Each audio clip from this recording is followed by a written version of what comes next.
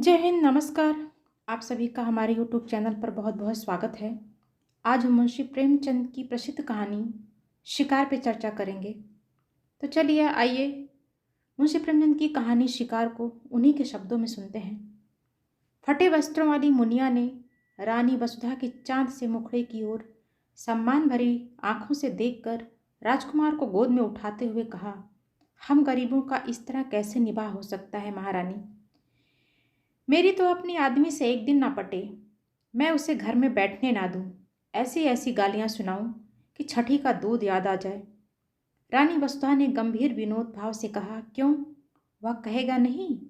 तू मेरे बीच में बोलने वाली कौन है? मेरी जो इच्छा होगी वही करूँगा। तू अपना रोटी कपड़ा मुझसे लिया कर। तुझे मेरी दूसरी बातों से क्या मतलब? मैं तेरा गुलाम नहीं हूँ। मुनिया 3 ही दिन से यहाँ लड़कों को खिलाने के लिए नौकर हुई थी। पहले 2-4 घरों में चौका बर्तन कर चुकी थी, पर रानियों से अदब के साथ बातें करना अभी न सीख पाई थी। उसका सूखा हुआ सांवला चेहरा उत्तेजित हो उठा।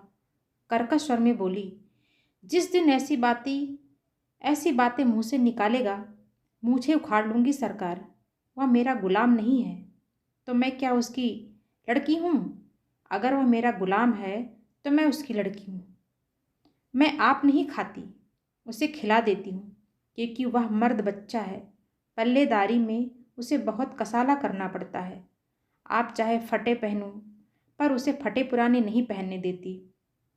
जब मैं उसके लिए इतना करती हूँ तो मजाल है कि वह मुझे आंख दिखाए।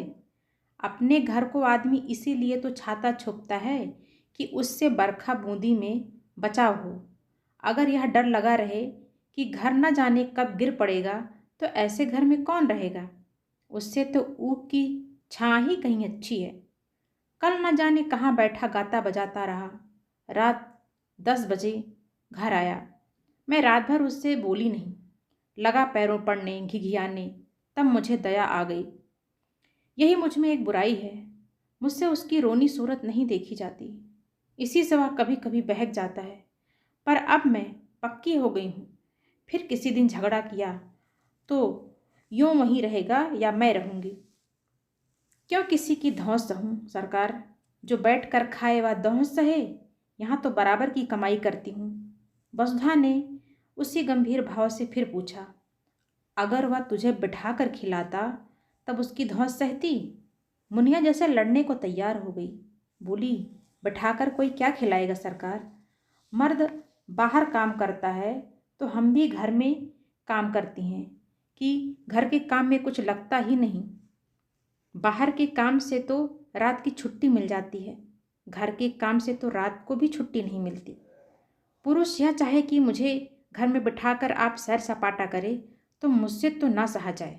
यह कहती हुई मुनिया राजकुमार को लिए हुए बाहर चली गई। वसुधा ने थकी हुई रुआसी आंखों से खिड़की की ओर देखा। बाहर हरा भरा बाग था, जिसके रंग बिरंगे फूल यहाँ से साफ नजर आ रहे थे, और पीछे एक विशाल मंदिर आकाश में अपना सुनहला मस्तक उठाए सूर्य से आंखें मिला रहा था। स्त्रियां रंग बिरंगे वस्त्राभूषण पहने पूजन करने आ रही थी।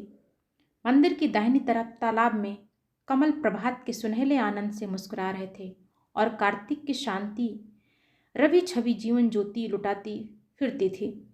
पर प्रकृति की यह स्वर्गम्य शोभा वसुधा को कोई हर्ष न प्रदान कर सकी। उसे जान पड़ा प्रकृति उसकी दशा पर व्यंग से मुस्कुरा रही है। उसी सरोवर के तट पर केवट का एक टूटा फूटा झोपड़ा किसी अभागिनी वृद्धा की भांति रो रहा था। वसुधा की आंखें सचल हो गईं। पुष्प और उद्यान के मध्य में खड़ा वह सोना झोपड़ा उसके विलास और ऐश्वर्य से घिरे हुए मन का सजीव मित्र था। उसके जी में आया जाकर झोपड़े के गले लिपट जाऊं और खूब रोऊं। वसुधा को इस घर में आए 5 वर्ष हो गए। पहले उसने अपने भाग्य को सराहा था। माता पिता के छोटे से कच्चे आनंदहीन घर को छोड़कर वह एक विशाल भवन में आई थी, जहां संपत्ति उसके पैरों को चूमती हुई जान पड़ती थी। उस समय संपत्ति ही उसकी आंखों में सब कुछ थी। पति प्रेम गौण सी वस्तु थी, पर उसका लोभी मन संपत्ति पर संतुष्ट ना रह सका। पति प्रेम के लिए हाथ फैलाने लगा। कुछ दिनों में उसे मालूम हुआ, मुझे परम रत्न भी मिल गया। पर थोड़े ही दिन में वह भ्रम जाता रहा। कुंवर गजराज सिंह रूपवान थे, उदार थे, बलवान थे, शिक्षित थे, विनोद प्रिय थे और प्रेम का अभिनय भी करना जानते थे। उनके जीवन में प्रेम से कंपित होने वाला तार ना था। वसुधा का खिला हुआ यौवन और देवताओं को भी लुभाने वाला रंग रूप केवल विनोद का समान था। घुड़दौड़ और शिकार, सट्टे और मकार जैसे सनसनी पैदा करने वाले मनोरंजन में प्रेम दबकर पीला और निर्जीव हो गया था। और प्रेम से वंचित होकर वसुधा की प्रेम तृष्णा अब अपने भाग्य को रोया करती थी। 2 पुत्र रत्न पाकर भी वह सुखी ना थी। कुंवर साहब 1 महीने से ज़्यादा हुआ शिकार खेलने गए और अभी तक लौट कर नहीं आए। और यह ऐसा पहला ही अवसर ना था। हाँ, अब उनकी अवधि बढ़ गई थी। पहले वह 1 सप्ताह में लौट आते थे, फिर 2 सप्ताह का नंबर चला और अब कई बार से 1-1 महीने की खबर लेने लगे। साल में 3-3 महीने शिकार की भेंट हो जाते थे। शिकार से लौटते तो घुड़दौड़ का राग छिड़ता, कभी मेरठ, कभी पूना, कभी बम्बई, कभी कलकत्ता। घर पर ही रहते तो अधिकतर लंपट रईस जादों के साथ गप्पे उड़ाया करते। पति के यह रंग ढंग देखकर वसुधा मन ही मन कुढ़ती और घुलती जाती थी। कुछ दिनों से हल्का हल्का ज्वर भी रहने लगा। वसुधा बड़ी देर तक बैठी उदास आंखों से यह दृश्य देखती रही। फिर टेलीफोन पर आकर उसने रियासत के मैनेजर से पूछा, कुंवर साहब का कोई पत्र आया? फोन ने जवाब दिया, जी हाँ, अभी खत आया है। कुंवर साहब ने एक बहुत बड़े शेर को मारा है। वसुधा ने जलकर कहा, मैं यह नहीं पूछती आने को कब लिखा है। आने के बारे में तो कुछ नहीं लिखा। यहाँ से उनका पड़ाव कितनी दूर है? यहाँ से 200 मील से कम ना होगा। पीलीभीत के जंगलों में शिकार हो रहा है। मेरे लिए 2 मोटरों का इंतजाम कर दीजिए, मैं आज वहाँ जाना चाहती हूँ। फोन ने कई मिनट बाद जवाब दिया, 1 मोटर तो वह साथ ले गए हैं, एक हाकिम जिला के बंगले पर भेज दी गई। तीसरी बैंक के मैनेजर की सवारी में, चौथी की मरम्मत हो रही है।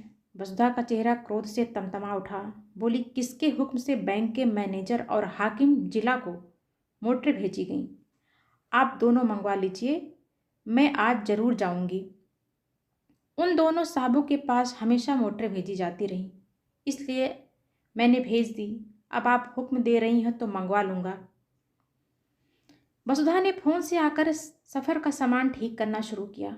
उसने उसी आवेश में आकर अपना भाग्य निर्माण करने का निश्चय कर लिया। परित्यक्ता की भांति पड़ी रहकर जीवन को समाप्त न करना चाहती थी। वह जाकर कुंवर साहब से कहेगी, अगर आप समझते हैं कि मैं आपकी संपत्ति की लौंडी बनकर रहूं, तो यह मुझसे ना होगा। आपकी संपत्ति आपको मुबारक हो। मेरा अधिकार आपकी संपत्ति पर नहीं, आपके ऊपर है। अगर आप मुझसे जौ भर हटना चाहते हैं तो मैं आपसे हाथ भर हट जाऊंगी। इस तरह की और कितनी ही विराग भरी बातें उसके मन में बगुलों की भांति उठ रही थी। डॉक्टर साहब ने द्वार पर आकर पुकारा, मैं अंदर आऊं? वसुधा ने नम्रता से कहा, आज क्षमा कीजिए, मैं जरा पीलीभीत जा रही हूँ। डॉक्टर ने आश्चर्य से कहा, आप पीलीभीत जा रही हैं? आपका ज्वर चढ़ जाएगा। इस दशा में मैं आपको जाने की सलाह न दूंगा। वसुधा ने विरक्त स्वर में कहा, बढ़ जाएगा, बढ़ जाए, मुझे इसकी चिंता नहीं है। वृद्ध डॉक्टर पर्दा उठाकर आ गया और वसुधा के चेहरे की ओर ताकता हुआ बोला, लाइए मैं टेम्परेचर ले लूँ। अगर टेम्परेचर बढ़ा होगा तो मैं आपको हरगिज न जाने दूंगा। टेम्परेचर लेने की ज़रूरत नहीं है, मेरा इरादा पक्का हो गया है। स्वास्थ्य पर ध्यान रखना आपका पहला कर्तव्य है। वसुधा ने मुस्कुरा कर कहा, आप निश्चिंत रहिए, मैं इतनी जल्दी मरी नहीं जा रही हूँ। अगर किसी बीमारी की दवा मौत है तो आप क्या करेंगी? डॉक्टर ने 1-2 बार आग्रह किया, फिर विस्मय से सिर हिलाता चला गया। रेलगाड़ी से जाने में आखिरी स्टेशन से 10 कोस तक जंगल सुनसान रास्ता तय करना पड़ता था, इसलिए कुंवर साहब बराबर मोटर पर ही जाते थे। वसुधा ने उसी से जाने का निश्चय किया। 10 बजते बजते दोनों मोटरें आ गई। वसुधा ने ड्राइवरों पर गुस्सा उतारा, अब मेरे हुक्म के बगैर कहीं मोटर ले गए तो मोटर का किराया तुम्हारी तलब से काट लूँगी। अच्छी दिल लगी है। घर को रोए बन की गाय, हमने अपने आराम के लिए मोटरें रखी हैं, किसी की खुशामद करने के लिए नहीं। जिसे मोटर पर सवार होने का शौक हो मोटर खरीदे, या नहीं कि हलवाई की दुकान देखी और दादी का फतीहा पढ़ने बैठ गए। वह चली तो दोनों बच्चे कुनमुनाए, मगर जब मालूम हुआ कि अम्मी बड़ी दूर हवा को मारने जा रही हैं तो उनका यात्रा प्रेम ठंडा पड़ा। वसुधा ने आज सुबह से उन्हें प्यार ना किया था। उसने जलन में सोचा, मैं ही क्यों इन्हें प्यार करूं? मैंने ही इनका ठेका लिया है। वह तो वहां जाकर चैन करें और मैं यहाँ इन्हें छाती से लगाए बैठी रहूं। लेकिन चलते समय माता का हृदय पुलक उठा। दोनों को बारी बारी से गोद में लिया, चूमा, प्यार किया और घंटे भर में लौट आने का वचन देकर वह सजल नेत्रों के साथ घर से निकली। मार्ग में भी उसे बच्चों की याद बार बार आती रही। रास्ते में कोई गांव आ जाता और छोटे छोटे बच्चे मोटर की दौड़ देखने के लिए घरों से निकल आते और सड़क पर खड़े होकर तालियां बजाते हुए मोटर का स्वागत करते, तो वसुधा का जी चाहता इन्हें गोद में उठाकर प्यार कर लूं। मोटर जितने वेग से आगे जा रही थी उतने ही वेग से उसका मन सामने के वृक्ष समूह के पीछे की ओर उड़ा जा रहा था। कई बार इच्छा हुई घर लौट चलूं। जब उन्हें मेरी रत्ती भर परवाह नहीं है तो मैं ही क्यों उनकी फिक्र में प्राण दूं। जी चाहे आवे या ना आवे, लेकिन एक बार पति से मिलकर उनसे खरी खरी बात करने के प्रलोभन को वह ना रोक सकी। सारी देह थककर चूर हो रही थी। ज्वर भी हो आया था, सिर पीड़ा से फटा पड़ता था, पर वह संकल्प ने सारी बाधाओं को दबाए आगे बढ़ती जा रही थी। यहाँ तक कि जब वह 10 बजे रात को जंगल के उस डाक बंगले पर पहुंची तो उसे तन बदन की सुध ना थी। जोर का ज्वर चढ़ा हुआ था।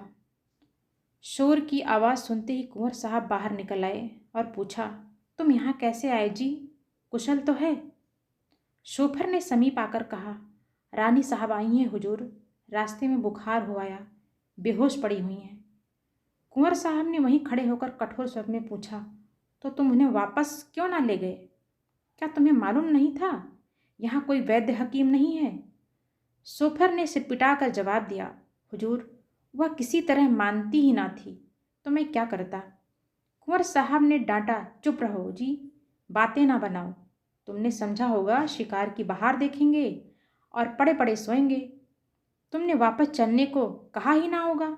शोफर, वह मुझे डांटती थी हुजूर। तुमने कहा था।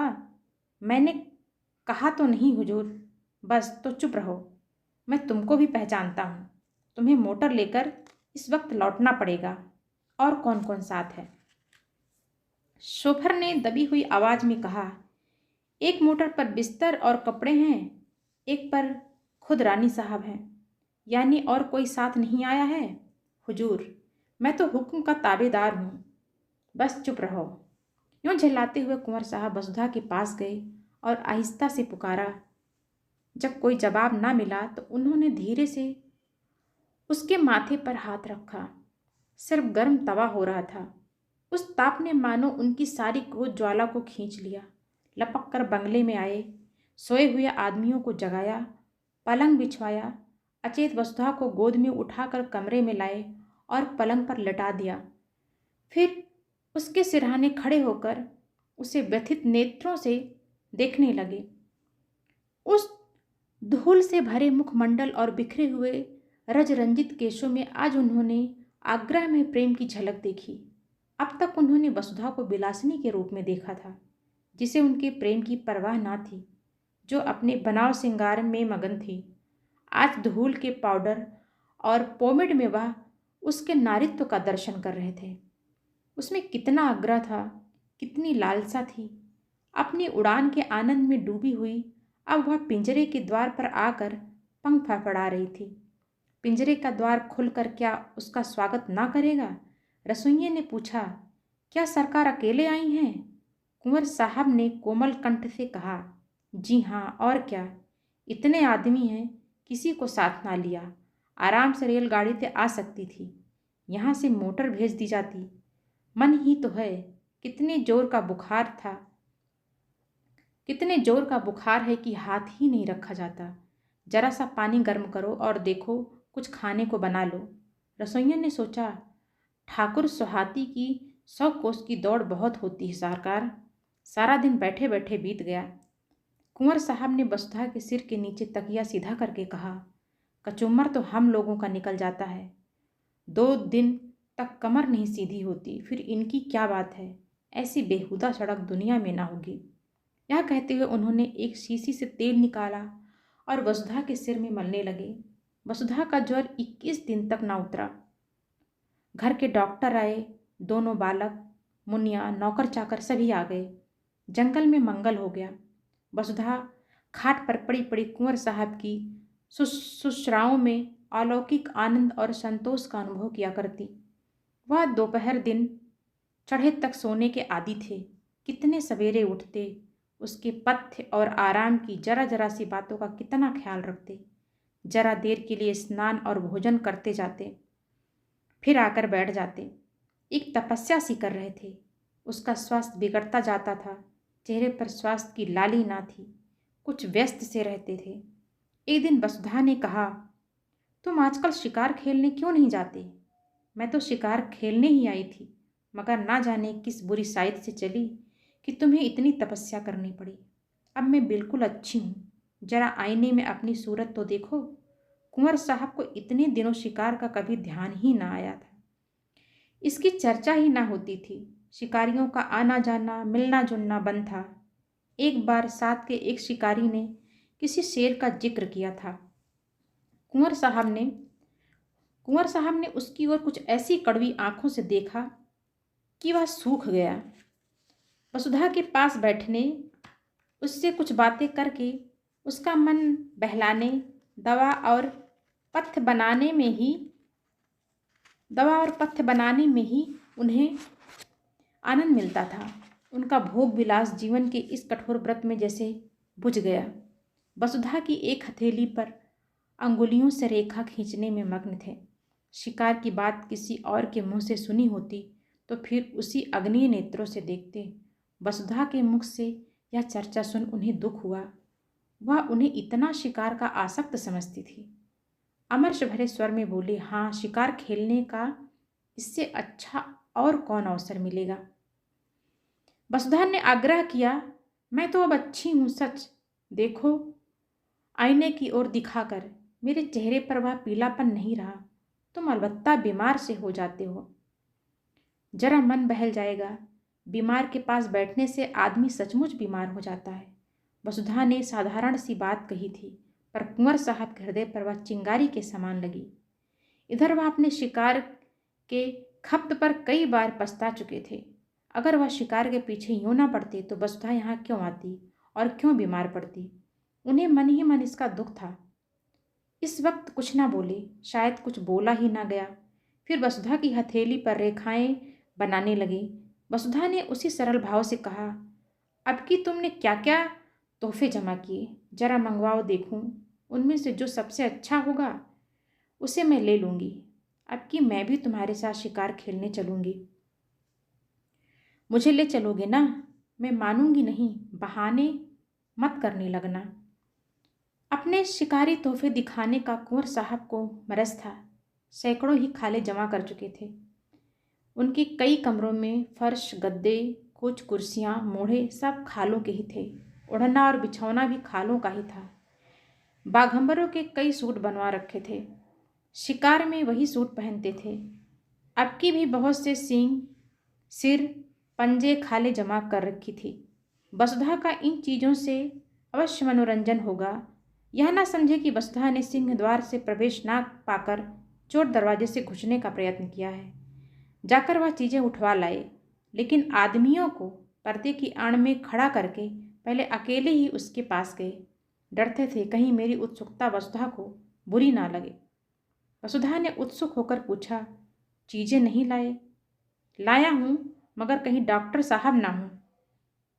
वसुधा के चेहरे पर हर्ष की डॉक्टर साहब ना हो। डॉक्टर ने पढ़ने लिखने को मना किया था। तोहफे लाए गए। कुंवर साहब एक एक चीज़ निकाल कर दिखाने लगे। वसुधा के चेहरे पर हर्ष की ऐसी लाली हफ्तों से ना दिखी थी, जैसे कोई बालक तमाशा देखकर मगन हो रहा हो। बीमारी के बाद हम बच्चों की तरह जिद्दी, उतने ही आतुर, उतने ही सरल हो जाते हैं। जिन किताबों में भी मन ना लगा हो वह बीमारी के बाद पढ़ी जाती हैं। वसुधा जैसे उल्लास की गोद में खेलने लगी। इस प्रकार से मुंशी प्रेमचंद की कहानी को हम यहीं विराम देते हैं। आगे की कहानी को हम अगले भाग में ले आएंगे। तब तक के लिए आप सभी को सुनने के लिए बहुत बहुत धन्यवाद।